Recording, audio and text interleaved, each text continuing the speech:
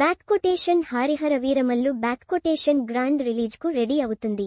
June 12న చిత్రాన్ని pan ఇండియాలో release చేస్తున్నారు. పవన్ కళ్యాణ్ తన పోర్షన్ షూటింగ్ కూడా పూర్తి చేయడంతో రిలీజ్ కన్ఫర్మ్ అయింది. మరి వీరమల్లు ప్రచారం సంగతేంటి అంటే ప్రచారం బాధ్యత కూడా పవన్ పై అంతే ఉంది. ఇది పాన్ ఇండియా సినిమా కాబట్టి ఉత్తరాదిన కూడా ప్రచారం చేయాలి. కేవలం తెలుగు రాష్ట్రాల ఈవెంట్లకు హాజరైతే సరిపోదు. మరి ఉత్తరాదిన ప్రచారం ఎలా ప్లాన్ చేస్తున్నారు అంటే ఒక్కసారి ముంబై వెళ్తే 2 పనులు అయ్యేలా ప్లాన్ చేస్తున్నట్లు కనిపిస్తుంది.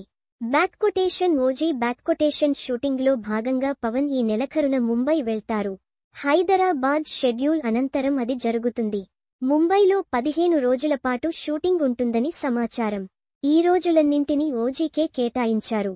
అయితే ఇదే సమయంలో వీరమల్లు ప్రచారం కూడా ఉండేలా చూసుకోమని మేకర్స్ ని కోరినట్లు వార్తలొస్తున్నాయి.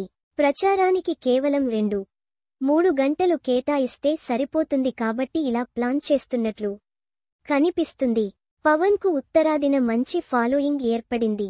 సనాతన ధర్మ పరిరక్షకుడిగా ఆ మధ్య తిరుపతి పోరాటంతో బాగా ఫేమస్ అయ్యారు. నిరంతరం స్వామివారి మాలలోనే ఏడాది కాలంగా వైరల్ అవుతున్నారు. దీంతో పవన్ నార్త్ లో బాగా ఫేమస్ అయ్యారు.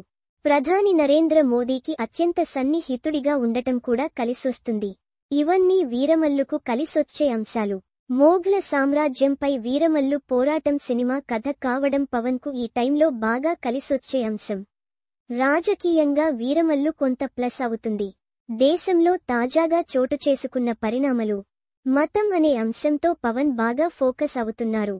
బ్యాక్ కొటేషన్ అఖండ బ్యాక్ కొటేషన్ తర్వాత నటసింహ బాలకృష్ణ కూడా నార్త్ లో బాగా ఫేమస్ అయ్యారు. అది పాన్ ఇండియా రిలీజ్ కాకపోయినా అఘోర పాత్రలో సంచలనమవ్వడంతోనే ఆ క్రేజ్ సాధ్యమైందన్నది తెలిసిందే.